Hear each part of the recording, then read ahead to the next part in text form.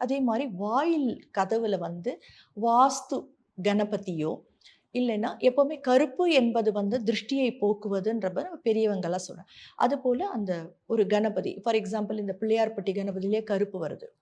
அந்த கணபதி ரொம்ப சாலச் சிறந்தது. உள்ள வாயிற்கதவிற்கு உள்ள மேல வந்து கிரகலக்ஷ்மி, வீட்டுக்குள்ள மகாலட்சுமி வரா மாதிரி ஒரு ஃபோட்டோவோ, எதுவோ இல்ல மேடம் எங்களால ஃபோட்டோலாம் போட முடியாது.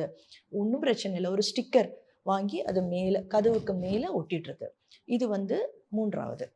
4வது பார்த்தீங்கன்னா, வீட்ல விளக்கு கண்டிப்பா ஏத்தணும். எனக்கு நேரம் இல்ல. செவ்வாய்க்கிழமை தான் ஏத்துவேன். டெய்லி சாப்பிடுறோமா? ம்.